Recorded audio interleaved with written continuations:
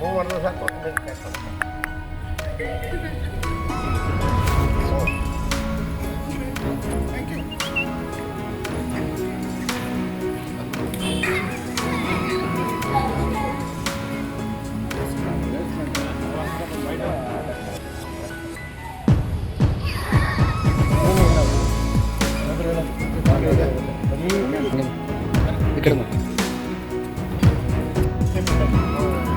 Makeup ಮಾಡಿದಾಗ ಹೆಂಗೆ ಬರ್ತೀವಿ ನೋಡಿ ಆ ಥರ ಇದೆ.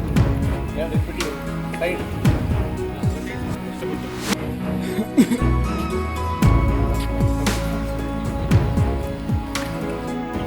ಹಾಂ ಅದರಲ್ಲೇ ಡಬಲ್ ಇತ್ತು. ಮೇಲ್ಗಡೆ ಒಂದು ಹಕ್ಕಿ ಯಾರು ಮಾರ್ತಿತ್ತು.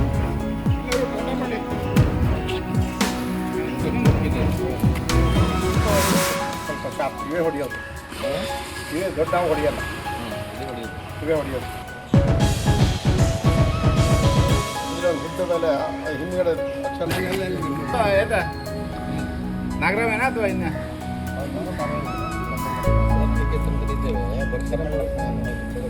ಸರ್ ಸ್ವಲ್ಪ ಸೈಡ್ ಬನ್ನಿ ಸರ್ ಪ್ಲೀಸ್. ಸ್ವಲ್ಪ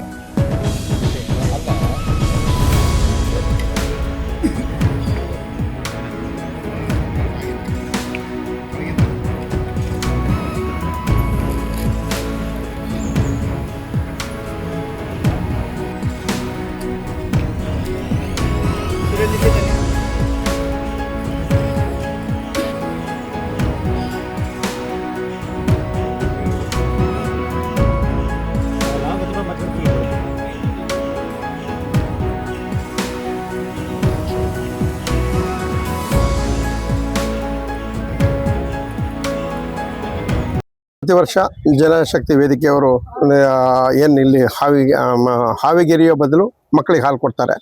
ಅದನ್ನು ನಾವು ಪ್ರತಿ ವರ್ಷ ಈಗ ಜೀವಂತ ಹಾವನ್ನು ತಂದು ಇವರಿಗೆ ಅರಿವು ಮೂಡಿಸೋ ಕಾರ್ಯಕ್ರಮ ಮಾಡ್ತಾ ಇದ್ದೀವಿ. ಮತ್ತು ಹಾವಿನ ಆಹಾರ ಹಾಲಲ್ಲ, ನೀರು. ಬಟ್ ಇಲ್ಲಿ ಅದೇ ಹಾಲನ್ನು, ಪೋಲಾಗೋ ಹಾಲನ್ನು ಇಂಥ ಮಕ್ಕಳಿಗೆ ಕೊಡುವಂಥ ಕಾರ್ಯಕ್ರಮ ಎಲ್ಲ ಕಡೆ ಸೇರಲಿ. ಎಲ್ಲ ಬಡ ಮಕ್ಕಳಿಗೆ ಇವತ್ತಿಗೆ ಒಂದು ಅಟ್ಲೀಸ್ಟ್ ಒಂದು ದಿವಸ ಹೊಟ್ಟೆ ತುಂಬ ಹಾಲು ಕುಡಿಯುವಂತಾಗಲಿ.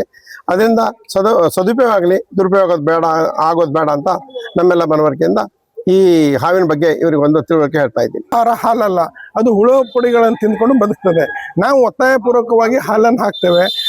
ಮತ್ತು ಮೂಢನಂಬಿಕೆಗಳ ಮೂಲಕ ನಾವೇನು ಮಾಡ್ತೇವೆ, ಹಬ್ಬಗಳನ್ನು ಆಚರಣೆ ಮಾಡಿಕೊಳ್ಳುವಂಥದ್ದು. ಈಗ ಕಲ್ಲಿಗೆ ನಾವು ಹಾಲನ್ನು ಎರೆಯುವುದು, ಹುತ್ತಕ್ಕೆ ಹಾಲನ್ನು ಎರೆಯುವುದು, ಇವೆಲ್ಲ ಮಾಡ್ತಾ ಬಂದಿದ್ದೇವೆ. ಇದು ನಾನು ಧಾರ್ಮಿಕ ವಿರೋಧಿ ಅಲ್ಲ. ನೀವು ಬೇಕಾದಷ್ಟು ಒಂದು ಚಮಚ 2 ಚಮಚ ಹಾಕಿ, ನೀವು ಭಕ್ತಿಯಿಂದ ಹಾಕಿ. ಆದರೆ ಕೊಡಗಳಷ್ಟೇ, ಬಕೆಟ್ಗಳಷ್ಟೇ ನೀವು ಹಾಲನ್ನು ಹಾಕಿ ಈ ಗಟಾರಕ್ಕೆ ಹರಿದು ಹೋಗುವಷ್ಟು ಹುತ್ತಕ್ಕೆ ಹಾಕಿ ಅದಕ್ಕೆ ಅಪಾಯಕಾರಿಯಾಗಿ ಹಾವು ಸಾಯುವಂತೆ ಮಾಡುವಂಥದ್ದು ಇದು ಹೋಗಬೇಕು. ಮತ್ತು ಏನಾದರೂ ಮಕ್ಕಳಿಗೆ, ಹಸಿದವರಿಗೆ ಏನಾದರೂ ಕೊಡೋದಿದ್ರೆ ಕೊಡಿ. ಹಸಿದವರ ಹೊಟ್ಟೆಗೆ ಹಾಲು ಹಾಕಿದರೆ ಅದು ನೇರವಾಗಿ ದೇವರಿಗೆ ಮುಟ್ತದೆ ಅಂತ ಹೇಳುವಂಥದ್ದು ಒಂದು ಕಾರ್ಯಕ್ರಮವನ್ನು ನಾವು ಜನಜಾಗೃತಿಗಾಗಿ ಈ ಜನಶಕ್ತಿ ವೇದಿಕೆಯಿಂದ ಮಾಡಿದ್ದೇವೆ. ಪ್ರತಿ ವರ್ಷದಂತೆ ಇವತ್ತು ಸಹಿತ ನಾವು ಮಾಡಿದ್ದೇವೆ. ಈ ಒಂದು ಕಾರ್ಯಕ್ರಮಕ್ಕೆ ನನಗೆ ಪ್ರೇರಣೆ ಆಗಿದ್ದು ಸತೀಶ್ ಜಾರಕಿಹೊಳಿ ಅವರು ಅನೇಕ ವರ್ಷಗಳಿಂದ ಇಂಥ ಕಾರ್ಯಕ್ರಮವನ್ನು ಮಾಡ್ತಾ ಬಂದಿದ್ದಾರೆ. ಅದರಿಂದ ಪ್ರೇರಿತನಾಗಿ ನಾನು ಈ ಕಾರ್ಯಕ್ರಮವನ್ನು ನಮ್ಮ ಇದರಲ್ಲಿ ಒಂದು 10-15 ವರ್ಷದಿಂದ ನಾನು ಮಾಡ್ತಾ ಬಂದಿದ್ದೇನೆ.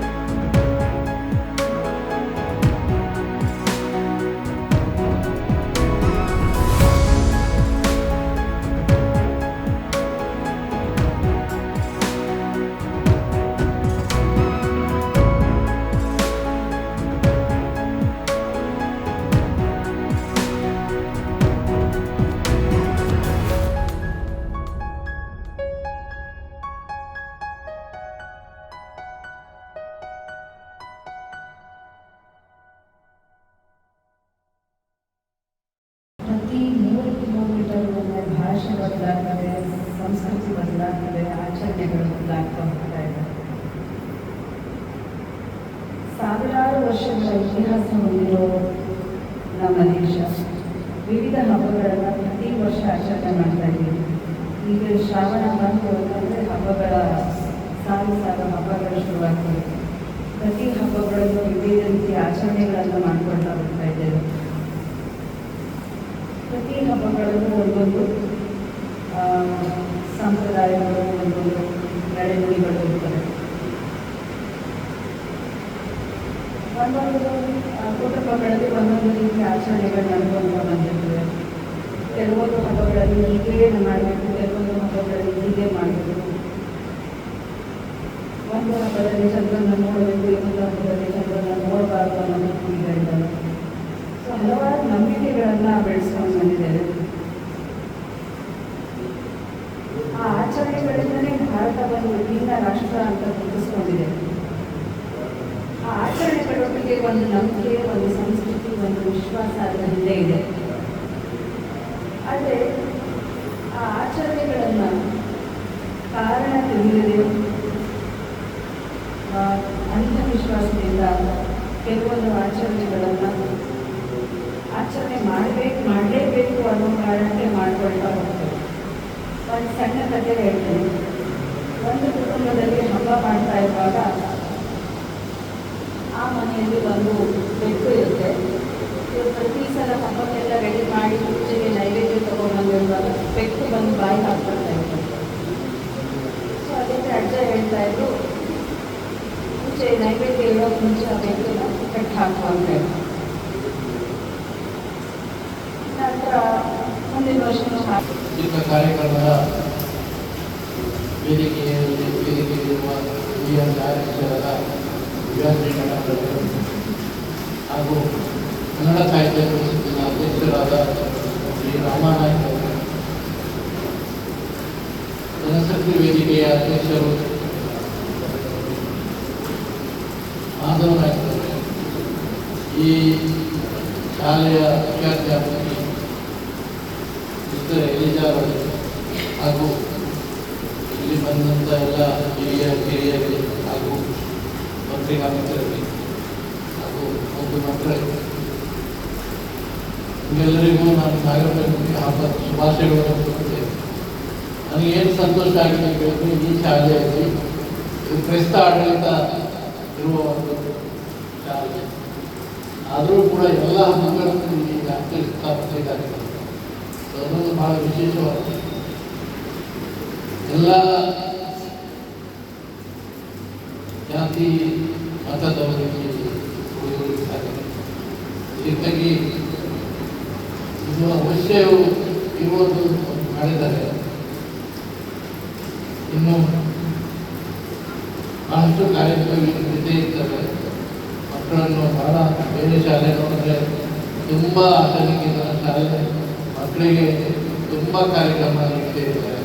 ತುಂಬ ಸಂತೋಷ ನಾವು ಕೇಳಿದ್ದೇವೆ. ಇನ್ನು ಮಾಧವ ನಾಯಕರು ಹೇಳ್ತಂದ್ರೆ, ಮಾಧವ ನಾಯಕರು ಸ್ವರ್ಗಕ್ಕೆ ಹೋಗಲಿಕ್ಕೆ ಪಾಯಿಂಟ್ಸ್ ಗಳಿಕೆ ಮಾಡಬೇಕು. ಸ್ವರ್ಗಕ್ಕೆ ಹೋಗಲಿಕ್ಕೆ ನಾವೇನಾದರೂ ಪಾಯಿಂಟ್ಸ್ ಗಳಿಕೆ ಮಾಡಬೇಕಾದ್ರೆ ಅದು ಮಾಧವ ನಾಯಕರಿಗೆ ಬ್ಯಾಕ್ ಮಾಡಬೇಕು.